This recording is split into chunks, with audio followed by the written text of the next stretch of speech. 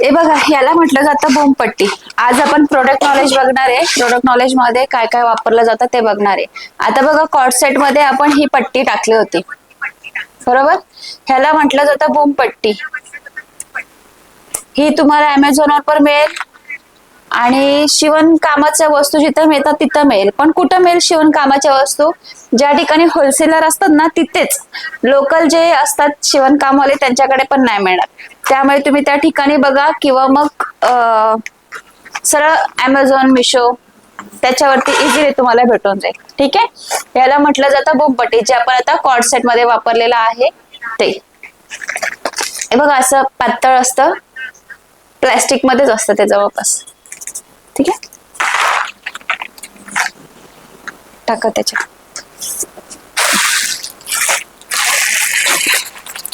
आता आपण आहे ना, कप्स मध्ये काही प्रकार आहेत ते बघायचे.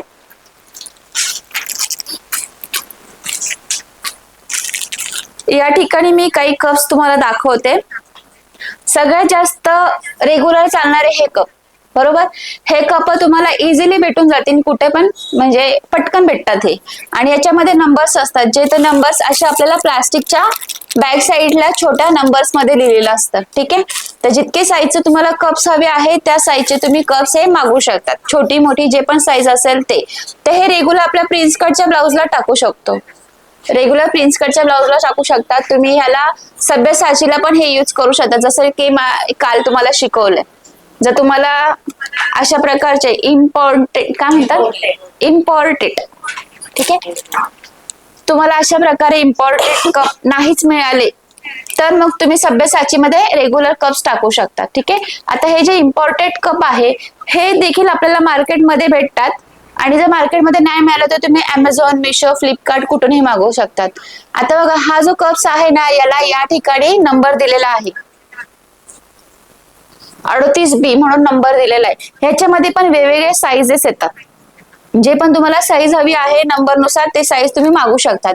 पण मार्केटमध्ये जे येणारे कप्स असतात, आता हे ऑनलाईन वाले जे आहे त्याची क्वालिटी छान आहे, त्याच्यावर नंबर पण दिलेला आहे. पण हे जर तुम्ही मार्केटमध्ये घ्यायला जाल ना तर त्या कप्स वरती अशा प्रकारे नंबर भेटणं थोडं कठीण असतं. क्वचित ठिकाणी भेटतील, क्वचित ठिकाणी नाही मिळणार. मग तुम्हाला कसं कळेल? मग त्यावेळेस काय करायचं, असं प्लास्टिक वरती नंबर दिलेला असतो. या प्लास्टिकच्या नंबरवरच्या ह्याच्याने देखील आपल्याला जे दुकानदार आहे ते देतात की या नंबरचे हे कप्स आहे ते तुम्ही युज करायचे. हे इम्पॉर्टेड कप आपण जास्त करून सभ्यसाची ब्लाउजला वापरतो. आणि त्या व्यतिरिक्त जे पण काही डिझायनर ब्लाउजेस असतात, परत तुम्ही कॉर्ड सेट साठी सुद्धा हा ब्लाउज, सॉरी कॉर्ड सेटला नाही, कॉर्ड सेटला नाही का, फक्त हा सभ्यसाची ब्लाउजला आणि प्रिन्स कटच्या ब्लाउजला तुम्ही हा वापरू शकता. ठीक आहे. हे आहे इम्पॉर्टेड कप. आता हे थोडी कॉस्टली जातात आणि क्लायंटची चॉईस बघा, क्लायंट तुमचं कशा पद्धतीचं आहे, पैसे देणारे आहेत की नाही आहेत. कमी पैसे देणारे असतील तर रेग्युलर हे स्वस्त मिळतात कप्स, हे वापरा. जर तुमचे क्लायंट पैसे देणारे असतील तर अशा प्रकारे इम्पॉर्टेड कप वापरले तरी चालेल. ह्याची क्वालिटी खूप छान असते. ठीक आहे. आणि त्या व्यतिरिक्त या कप्सची फिटिंग आणि या कप्सची फिटिंग मध्ये खूप फरक आहे. दोघही कप्स मध्ये खूप फरक आहे, फिटिंग मध्ये फरक आहे. मग आता ही चॉईस तुमची आहे. ठीक आहे. हे झाले दोन वेगवेगळ्या पद्धतीचे कप्स मी तुम्हाला दाखवले. मी तुम्हाला आणखीन हे कप्स दाखवते बघा. हा अशा प्रकारचा आहे. हा तुम्ही कॉर्ड सेटला वापरू शकता. जे कॉर्ड सेट कुठले, जे आपण शिवलं तो कॉर्ड सेट नाही बरं का. जे बघा वरच्या बाजूला ब्लेझर असतं आणि इथून असा राऊंड शेप असतो, जवळपास ब्राच्या शेप मध्ये जे पण ब्लाउजेस असतात ना त्याला. कारण की हा बरोबर इथे कट दिलेला आहे, मग तो जो शेप असतो आपला नेकचा स्ट्रेट असतो, बरोबर, कॉर्ड सेटचा. तर हा परफेक्ट तुम्हाला त्या ठिकाणी फिटिंगलाही छान बसेल. याला देखील अशा प्रकारे, याला याच्यावरती नंबर्स नाही दिलेत, याला प्लॅस्टिक वरती नंबर दिलेले. ठीक आहे. जे पण प्लॅस्टिक असतं त्याच्यावरती नंबर दिलेला असतो. मग तुम्ही साईज नुसार ते तुम्ही वापरू शकतात. सेम तसाच हा पण दुसराही तसाच आहे. ठीक आहे. हे बघा, हा पण 34 नंबरचा आहे. हा असा तिरकस आहे, हे बघा त्रिकोण आहे, असा असा आणि असा. तुम्हाला काढून दाखवतो.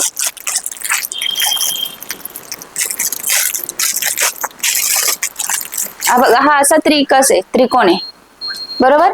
हा त्रिकोणवाला सुद्धा तुम्ही कॉर्ड सेटला वापरू शकता. ठीक आहे. अशा प्रकारे वेगवेगळे कप्स येतात मार्केटमध्ये, पण जास्त करून चालणारे कप्स आपले हे नेहमीचे. हे ते ऍडव्हान्स लेवलचे ब्लाउजेस तुम्ही शिकतात ना त्याच्यात. हे तुम्हाला काय आयडिया देते मी की तुम्हाला कळलं पाहिजे की कप्स मध्ये वेगवेगळे शेप आहेत. जो कॉर्ड सेट येतो बघा त्याच्यावरती ब्लेझर असतं, इथून असं राऊंड शेप असतं, ब्रा सारखे जे पण ब्लाउजेस असतात जवळपास त्याला ते वापरले जातात. पिशवी टाका त्याच्यात. ह्याच्यात माझ्या कपड्याचं पण होतं ना, तर नाही का? नाही का? जाऊ दे, राहू दे, काही हरकत नाही, काही हरकत नाही, राहू द्या.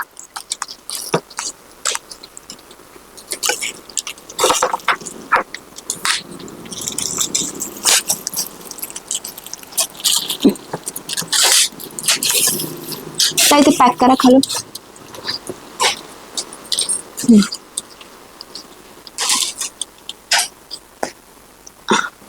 आहे का? जाऊ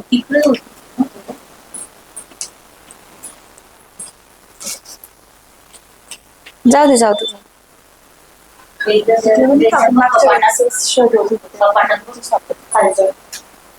ही शोधत होतो तेव्हा ती पण नव्हती सापडत. जाऊ दे, जाऊ दे, राहू दे. हे ब्लाउज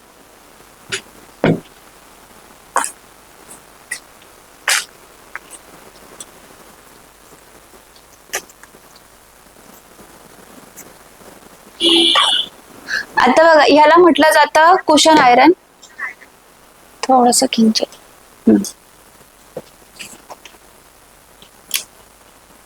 अथवा झंझट मारे याचे.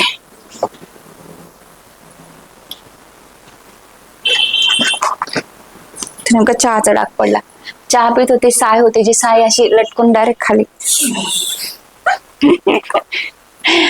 हे बघा, याला म्हटलं जातं कुशन आयरन. हे कुशन आयरन तुम्हाला प्रिन्स कटचे ब्लाउजेस किंवा कटोरीचेही ब्लाउज, जे पण ब्लाउजेस असतात ना त्याला प्रेस करण्यासाठी सगळ्यात इझी जातं. त्यामुळे सहसा तुम्ही जर बुटीक लेवलचं काम करत असाल किंवा तुमच्या कामाला एक छान फिनिशिंग यावी असं तुम्हाला वाटत असेल ना, तर तुम्ही अशा प्रकारे कुशन आयरन भेटतं. ऑफलाईन भेटणं थोडं कठीण आहे, विचारून बघा. नाहीतर मग ज्या ठिकाणी सोफा वगैरे बनवतात बघा तिथे सुद्धा कदाचित बनवून भेटू शकतं. मला एकदा विचारून बघायचं जर मिळालं तर मग.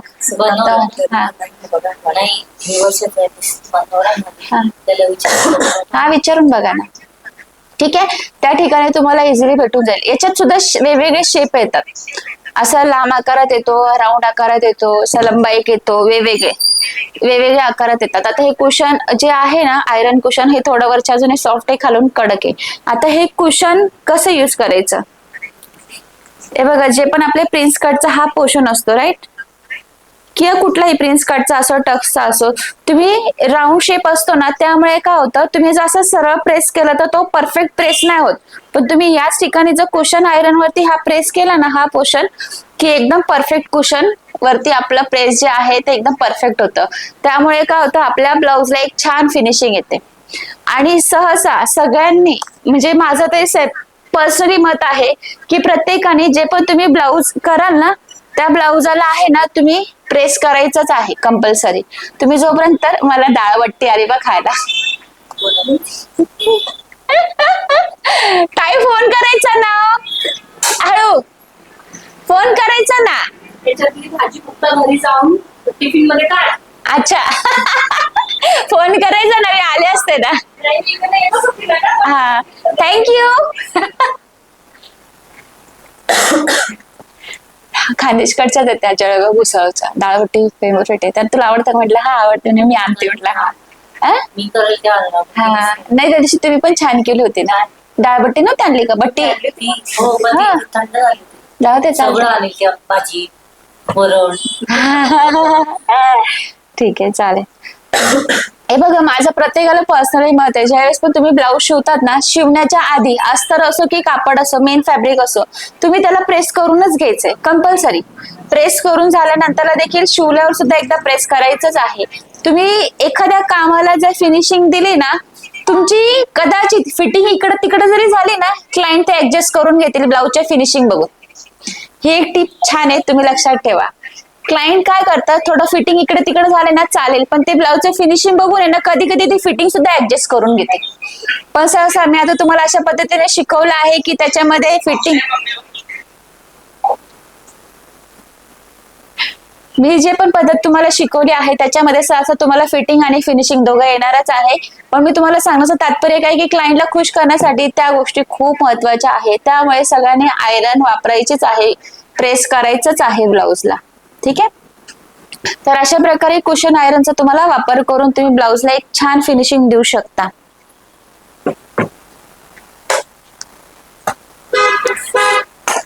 सगळ्यात महत्वाचं कैची. सगळ्यात महत्वाचं कैची. तुम्ही कैचीला खूप छान धार लावून ठेवायची आहे. कैची कधीही खाली पडू द्यायची नाही. तुमची कैची खाली पडली की कैचीची धार गेलीच, कैचीची धार ही जाईलच. हे तिथे ठेवा. आणि कैचीची धार गेली, कैची तुमची जर चांगली नसेल ना, तुम्ही जे पण काम करताय कटिंग करताना, तुम्ही जसं कुठतरी असं कट करताना बघा असं तुकडा तुकडा तुकडा तुकडा कट होतं, तसं कधीच होऊ नये द्यायचं, अजिबात नाही होऊ द्यायचं. त्यामुळे कधी पण कैची जी आहे ना तुम्ही नेहमी छान ठेवायची आहे, छान धार लावून आणायची आहे, जपायची आहे, खूप जपायची कैची. कारण की बघा एक मशीन आणि एक कैची ह्या दोन गोष्टी अशा आहेत त्या तुमच्या छान असते ना तर तुम्हाला काम करायलाही हा राहू दे, मीच चालू केलंय. एक मशीन आणि एक कैची ह्या दोन गोष्टी तुमच्या छान असतील ना तुमचं कामही छान होईल आणि तुम्हाला काम करायला हे मोडेल. ठीक आहे. आता कैचीचा नंबर किती घ्यायचा? जास्ती करून 9 इंचाची कैची सगळ्यात बेटर आहे. 9 किंवा मग 10. त्याच्यापेक्षा जास्त हेवी साईजचा नंबर घ्यायचा नाही कैचीमध्ये, कारण की तो पकडून पकडून तुमच्या हातालाही प्रॉब्लेम होईल, पुढे जाऊन तुमच्या मानेलाही प्रॉब्लेम होईल. त्याच्यामुळे घेताना तुम्ही 9 किंवा 10 नंबरचीच कैची तुम्हाला घ्यायची आहे. आणि घेताना सहसा ज्युपिटरची घ्या किंवा अशा प्रकारे ब्लॅक कलर मध्ये येतात बघा आता नवीन कैच्या खूप छान छान मार्केटमध्ये आल्या आहेत, त्या घ्यायच्या आहेत. आणि 8 किंवा 7 नंबरची कैची पण नाही घ्यायची. 9 किंवा 10 नंबर हे स्टँडर्ड साईज आहे तुमच्या काम करण्यासाठी. त्यामुळे कैची घेताना तुम्ही नेहमी 8 किंवा 9 नंबरचीच घ्यायची आहे. कैचीला छान धार ठेवायची आहे, कैची अजिबात खाली पडू द्यायची नाहीये. आणि दुसरी गोष्ट म्हणजे याच्याने पेपर अजिबात कापायचा नाही. तुम्ही जर चुकून पेपर कापला तुमच्या कैचीची धार जाईल. ठीक आहे. सगळ्यात महत्वाचा आहे तो टेप, मेजरमेंट टेप. ठीक आहे. आता मेजरमेंट टेपचं पण कसं तुम्हाला सांगते. थोडस मागे किंचित मागे, अजून थोडस अजून बस. आता सगळ्यात महत्वाचा शिवणकामामध्ये सगळ्यात महत्वाचा रोल आहे तो आपला मेजरिंग टेप. आता मेजरमेंट टेप घेताना बघा 2 पद्धतीचे असतात. हा एक जाड प्रकारचा आहे आणि दुसरा बारीक येतो बघा. कोणीतरी आणला होता तेव्हा, तुम्हीच आणला होता वाटतं. तो आहे का आता? नाही ना. तो थोडासा बारीक आणि हा जाड, हे 2 पद्धतीचे मार्केटमध्ये तुम्हाला टेप दिसेल. पण तो जो बारीक असतो ना छोट्या साईज मधला, तो चुकून कधीच नाही घ्यायचा टेप. कधी म्हणजे कधीच नाही घ्यायचा. घेताना हा थोड्या मोठ्या साईजचा, हा जो मार्केटमध्ये येतो चांगल्या क्वालिटीचा असतो तोच तुम्हाला घ्यायचा आहे.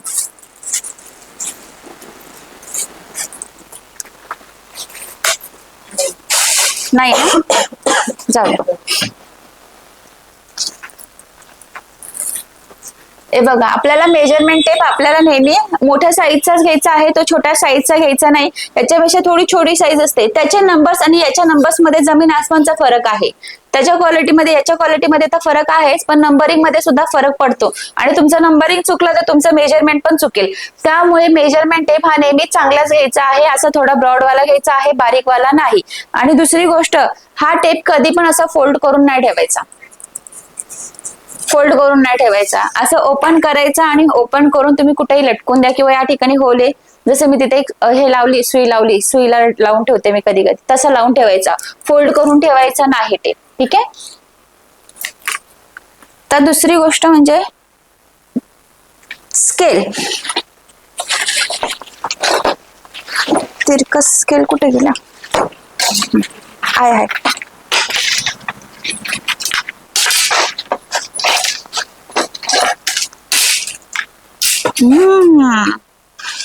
बाईने सगळ्यात महत्वाची गोष्ट आणून दिली. आणि हे पण बघा ना, आजच मिळालं विशेष.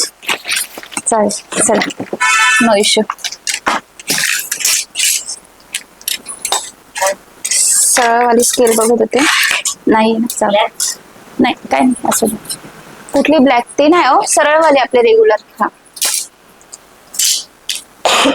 आता बघा आपण नेहमी या 3 स्केलचा वापर जास्त करतो शिवण कामामध्ये. ह्या 3 स्केल जर असते ना तुमच्याकडे तरी परफेक्ट आहे. म्हणजे मेजरमेंट टेप मेजरमेंट घ्यायला किंवा मार्किंग करायला सगळ्यात सोपं जातं. ठीक आहे. आता बघा ही आपली रेग्युलर स्केल आहे जी सगळ्यांकडे असते. ठीक आहे. ही स्केल घ्यायची आहे. परत ही थोडीशी अशी काटकोन मध्ये आहे. या स्केलला काहीतरी नाव आहे, मला लक्षात नाही येते.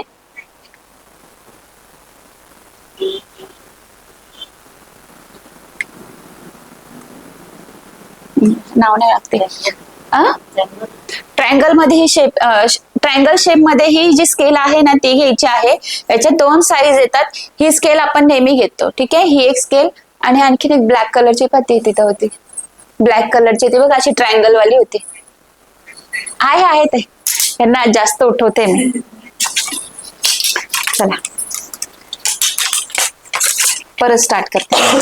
हे बघा ह्या ज्या स्केल्स आहे ना त्या आपण शिवणकामामध्ये जास्त वापरतो. स्केलचंही तितकंच छान रोल आहे शिवणकामामध्ये जितकं बाकीच्या वस्तूंचा आहे. ठीक आहे. ही जी एक स्केल आहे ही आपल्याकडे सगळ्यांकडे असते. ही इझिली तुम्हाला भेटून जाईल. बरोबर. सेकंड ही एक ट्रायंगल वाली मी तुम्हाला सांगितली घ्यायला. हे बघा ही ट्रायंगल शेप वाली ही कशी यूज करायची आपण शिवताना मी तुम्हाला दाखवलंच आहे. ही ट्रायंगल स्केल तुम्हाला असणं गरजेचं आहे. याच्यामध्येच ब्लॅक कलर मध्ये पण ही एक ट्रायंगल शेप मध्ये येते. ज्यावेळेस तुमचं मेजरिंग थोडं मोठं असेल ना त्यावेळेस हे मोजायला खूप सोपं जातं. त्यामुळे अशा प्रकारे ब्लॅक कलरची ट्रायंगल मध्ये एक दुसरी स्केल घ्यायची आहे. आणि सगळ्यात महत्वाची स्केल म्हणजे आर्महोल स्केल. ही स्केल तर असणं गरजेचंच आहे. या स्केलनेच आपल्याला प्रिन्स कटचा आकार छान येतो, बाहीचा पण आकार छान येतो. ज्या ज्या ठिकाणी आपण मुंढ्याचा आकार देतो त्या ठिकाणी सुद्धा या स्केलचा वापर जास्त होतो. ठीक आहे. आणि आणखीन एक मार्केटमध्ये आता ही नवीन एक स्केल आलेली आहे. ही आहे आर्महोल स्केल. ही आहे आर्महोल स्केल. ही स्केल तर सहसा आता मार्केटमध्ये इझी तुम्हाला भेटून जाणार आहे. या स्केलचा वापर करून सुद्धा तुम्ही आर्महोलला स्केलला बाहीचा जो शेप आहे, बाहीचा जो माशाचा आकार आपण देतो त्या आकारासाठी ही स्केलचा वापर खूप छान होतो. त्यामुळे ही स्केल पण तुम्ही वापरू शकता. अशा प्रकारे म्हणजे एवढ्या स्केल आहेत ज्या आपल्याला शिवणकामामध्ये वापरायच्या आहेत. ठीक आहे. त्यानंतरला याला म्हणतात लूप निडल. लूप निडल म्हणजे काय? हे जे आहे ना हे बघा इथे बारीक असं टोक दिलेलं आहे याला. हे बघा या ठिकाणी टोक म्हणजे बारीक असं राऊंड दिलंय बघा यू आकारामध्ये. ठीक आहे. आणि खालच्या बाजूला ही क्लिप दिलेली आहे. ही जी निडल आहे ना ही आपण वापरतो दोरी बनवायला. जी आपण बॅक साईडला दोरी बांधतो ना, दोरी बांधण्यासाठी. आता ही कशी बनवायची मी तर तुम्हाला सांगितलंच होतं. त्यामुळे ही निडल पण तुमच्याकडनं असणं गरजेचं आहे. याला म्हणतात लूप निडल. ठीक आहे. हे बघा इथे अशी खटकी असते, पुढून असा यू आकार असतो. आपण कापडामध्ये निडल टाकतो. ही खटकी वरती करून कापड आपण असा उलटा काढतो. पहिले आपण काय करायचो, सुईने नाडी उलटी करायचो, जी नॉड आहे ती. पण आता या लूप निडलमुळे जी दोरी आहे ती आपल्याला नॉड जी आहे ती आपल्याला सरळ करायला खूप सोपी जाते. त्यामुळे लूप निडल असणं गरजेचं आहे. ठीक आहे. कारण की प्रत्येक क्लायंटला रेडीमेड नॉट चालत नाही. प्रत्येक लाईनला रेडीमेड नॉट चालत नाही. बऱ्याच जणांना अशी कपड्याचीच नॉट लागते. त्यामुळे हे असून द्यायचे तुम्हाला समोर. ठीक आहे. तिला आवाज आहे नोटा.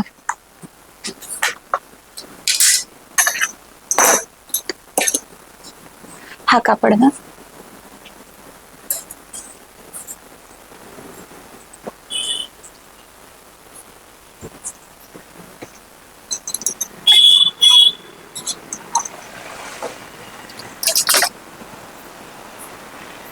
तुमचा फोन द्या.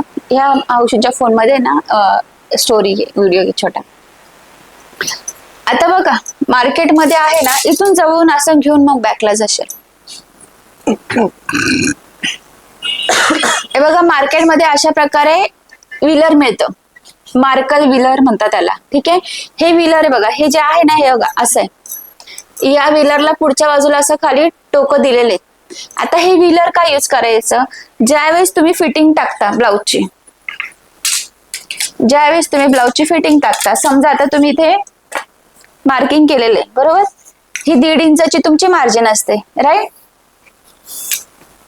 आता ही 1.5 इंचाची तुमची मार्जिन आहे, ही वरच्या बाजूला तुम्हाला दिसते पण खालच्या बाजूला तुम्हाला नाही दिसत आहे ना. मग काय करायचं, त्यावेळेस तुम्ही हे व्हीलर घ्यायचं आहे. व्हीलरच्या साह्याने असं आपल्याला प्रेस करायचंय. ठीक आहे. हे असं प्रेस केल्यानंतरला दुसऱ्या बाजूला आपोआप मार्किंग तयार होते या ठिकाणी. मग तुम्हाला ते काम करायला सोपं जातं फिटिंग देताना. काय आलं?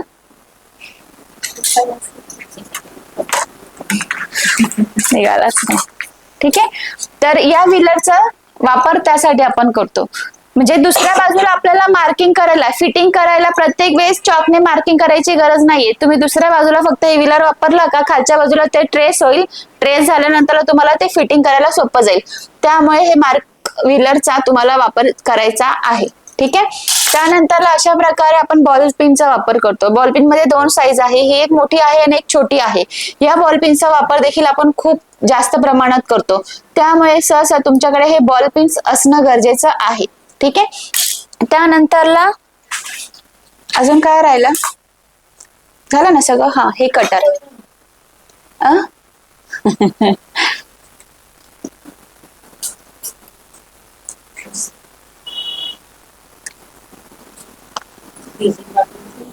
फ्युजिंग दाखवायची. त्याच्या त्याच्यात चार्जिंग करून त्या पटापट त्या दादा किती ते. हा, हे बघा मार्केटमध्ये ना अशा प्रकारे तो कॅनव्हास पण देत आहे. कॅनव्हासचा घडी होती ना, नाही मोठी घडी होती का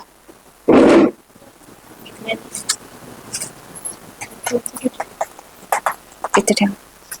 हे बघा, हे आहे फ्युजिंग. बरोबर. आपण हे फ्युजिंग कशाला वापरलं होतं? आता मागच्या वेळेस ब्रायडल ब्लाउज, सभ्यसाची ब्लाउजला एक वापरला, कॉर्ड सेटला वापरलं. असं आपण त्या सगळ्या पॅटर्न म्हणजे त्या दोघं पॅटर्नला आपण हे फ्युजिंग वापरलंय. ह्याला म्हणतात फ्युजिंग. हे कपड्यासारखं असतं. हे असतं कपड्यासारखं. एक प्रकारे एक फॅब्रिकच आहे. हा एक प्रकारे एक फॅब्रिक आहे. या फॅब्रिकला एका बाजूला असं चिकनापणा आहे आणि दुसऱ्या बाजूला असा करबरीतपणा आहे. हे बघा, करबरीतपणा आहे. हा जो करबरीतपणा असतो ना, याच्यामध्ये एक प्रकारे एक ग्लू असतो, जो आपण ज्यावेळेस प्रेस करतो, प्रेस केल्यानंतर तो ग्लू मेल्ट होतो. मेल्ट झाल्यानंतर दुसऱ्या फॅब्रिक वरती तो इझिली स्टिक होतो. ठीक आहे. तर ह्याला म्हणतात फ्युजिंग. लायक्रा फ्युजिंग पण म्हणतात. काही काही जण फक्त फ्युजिंग म्हणतात. ह्याच्यामध्ये कलर फक्त ब्लॅक आणि व्हाईट असे 2च कलर येतात. ब्लॅक आणि व्हाईट 2च कलर आपले फ्युजिंग मध्ये येतात. ज्यावेळेस तुमचा ब्लाउज डार्क कलर मध्ये असेल त्यावेळेस तुम्ही ब्लॅक कलरचा फ्युजिंग वापरा. ज्यावेळेस तुमचं लाईट कलरचा ब्लाउज पीस असेल त्यावेळेस तुम्ही व्हाईट कलरचं लायक्रा फ्युजिंग वापरायचं आहे. आता हे फ्युजिंग कुठं मिळेल? हे तुम्हाला ऑनलाईन पण मिळेल, ऑफलाईन पण मिळेल. आता नाशिकमध्ये हे इझिली मिळते. नाशिकमध्ये इझी मिळते मार्केटमध्ये. पण बाकीच्या ठिकाणी गावांमध्ये मिळेल का नाही ह्या गोष्टीची मी गॅरंटी देऊ शकत नाही. तर ही तुम्हाला अमेझॉन, मिशो किंवा फ्लिपकार्ट वरती पण मिळेल. फक्त एवढं आहे, अमेझॉन आणि फ्लिपकार्ट वरती जे मिळतं ते पातळ असतं आणि हे ऑफलाईन वाला थोडं जाड असतं. पण सहसा तुम्ही पातळच वापरा. माझं तरी सेपरेट मत आहे. मार्केटमध्ये पण 2 प्रकार आहे, 60 आणि 80 रुपये वाला काहीतरी मीटर वाला. घेताना थोडं पातळवालंच घ्या, ते जरा बेटर राहतं. ठीक आहे. आता हे लावताना कसं लावतो आपण? हे जे करबरीत भाग आहे मेन कपड्यावर असं ठेवायचं आणि याला प्रेस करतो, जसं की मी ब्लाऊज शिवताना तुम्हाला शिकवलंच होतं. आणि हे लावल्यानंतरला म्हणजे काय होतं, एखाद्या ब्लाऊजला एक छान थिकनेस पणा येतो. जसं की सॅटिन ब्लाऊज शिवला आपण, सॅटिन ब्लाऊज थोडा सुळसुळीत असतो, पण त्याला फ्युजिंग लावल्यामुळे काय होतं, ब्लाऊजला एक छान फिनिशिंग येते. जे पण ब्रायडलचे ब्लाउजेस असतात तुम्ही त्याला वापरू शकता. ठीक आहे. तर अशा प्रकारे आपल्याला हे फ्युजिंगचा वापर करायचा असतो. दुसरी गोष्ट म्हणजे आपण कॅनव्हास. आता बघा, कॅनव्हास मध्ये पण 2 प्रकार आहे. कॅनव्हास मध्ये एक जाड कॅनव्हास येतो आणि हा एक पातळ कॅनव्हास येतो. ह्याला म्हणतात पेपर कॅनव्हास.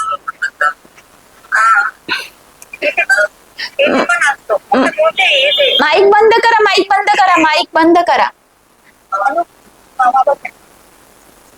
हे बघा, याला म्हणतात पेपर कॅनव्हास. हा पेपर कॅनव्हास आहे. आपण सहसा ब्लाऊजचे जे पण गळे असतात, पानगळा, मटका गळा वगैरे, त्या गळ्याला आपण कॅनव्हासचा वापर करतो. रेणुकाताई माईक बंद करा तिकडनं.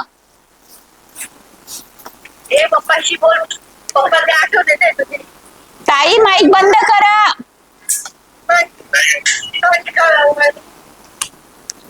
ताई माईक बंद करा, रेणुकाताई.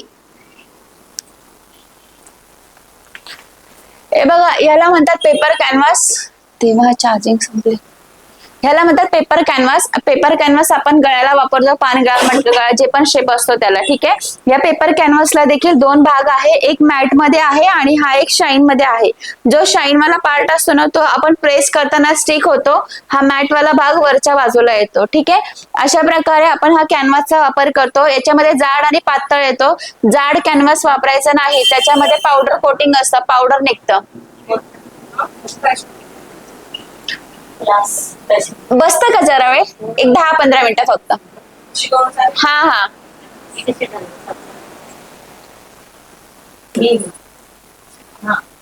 हे बघा, हा आहे पेपर कॅनव्हास. पेपर कॅनव्हास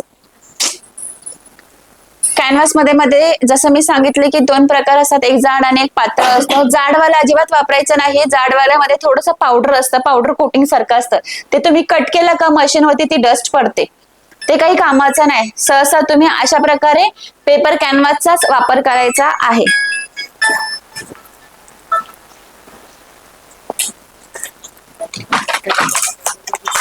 जे महत्वाच्या वस्तू सांगायच्या त्यावेळेस चार्जिंग संपले, नेमके 5% चार्जिंग. बघू आता जेवढं होईल तेवढं होईल. तेच करते.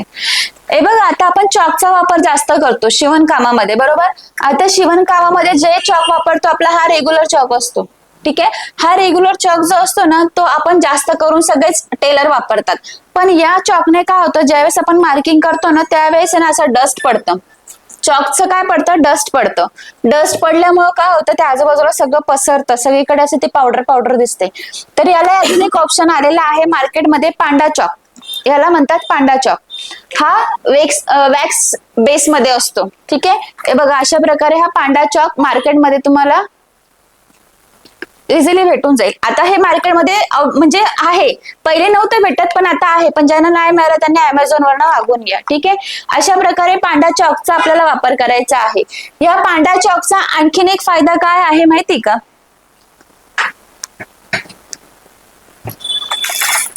हे बघा, या पांडा चॉकचा आणखीन एक फायदा असा आहे.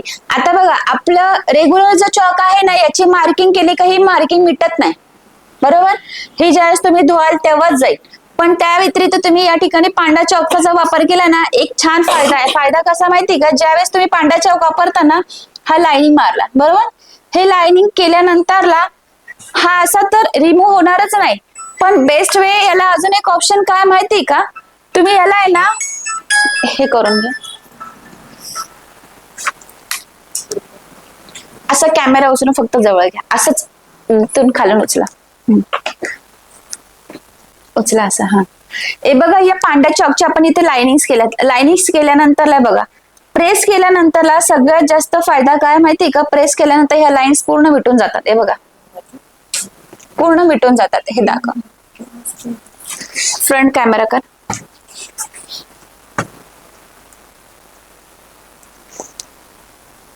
हे बघा, पांढऱ्या चॉकचा हा एक फायदा आहे. मी या ठिकाणी बघा लाईन्स मारून घेते. आता आपला हा रेग्युलर चॉक जो आहे ना याची मार्किंग जात नाही, पण पांढऱ्या चॉकची जी मार्किंग आहे ना ती कशी जाईल, त्याच्यासाठी फक्त तुम्हाला प्रेस करायचंय. तुम्ही प्रेस केलं का हे सगळं असं रिमूव्ह होईल.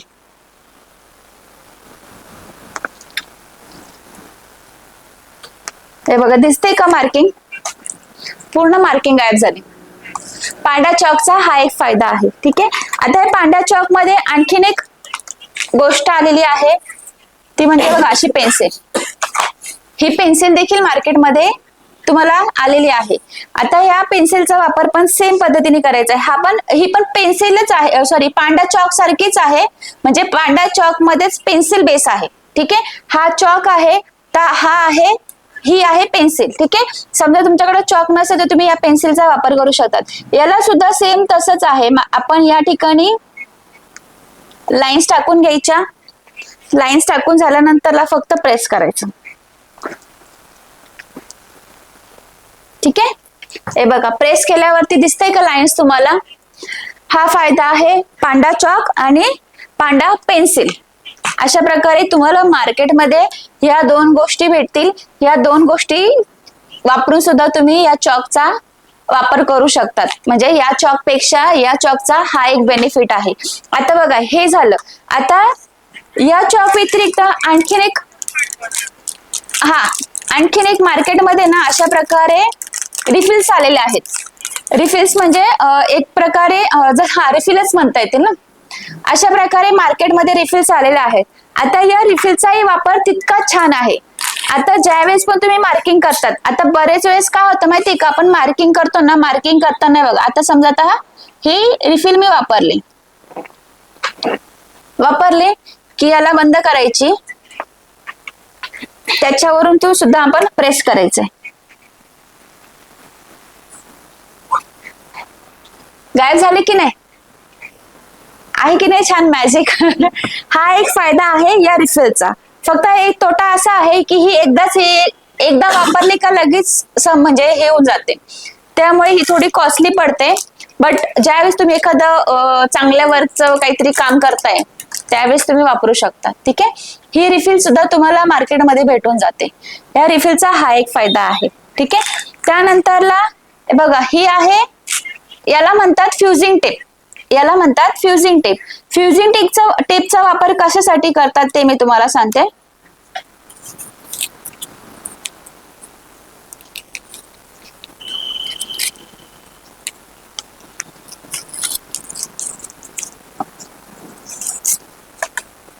ह्याला म्हणतात फ्युजिंग टेप. आता हा फ्युजिंग टेप जो आहे ना, असा पेपर बेस मध्ये पातळ आहे एकदम, हा का, याचा वापर कसा करायचा ना ते सांगते.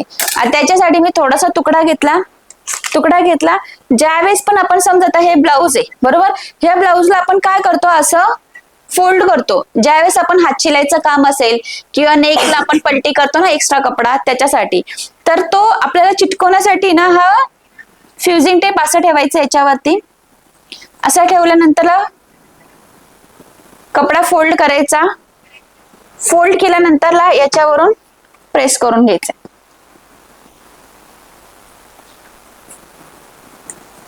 केलं प्रेस केल्यानंतरला हे बघा हा कापड निघाला, हे बघा पुन्हा स्टिक झाला.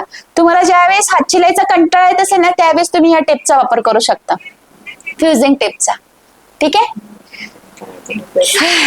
त्यासाठी तुम्हाला हे निघून जाईल तसं, हे असं निघून जातं, पण मग नको ना, राहून द्या, ते काढू शकता तुम्ही, काय नाही. ठीक आहे, अशा प्रकारे आपल्याला या सगळ्या वस्तूंचा वापर करायचा आहे. ठीक आहे, हे बंद करा कॅमेरा आणि इथे फक्त 2 मिनिटं चार्जिंगला लावून देत आहे. लाल बटन दाबा.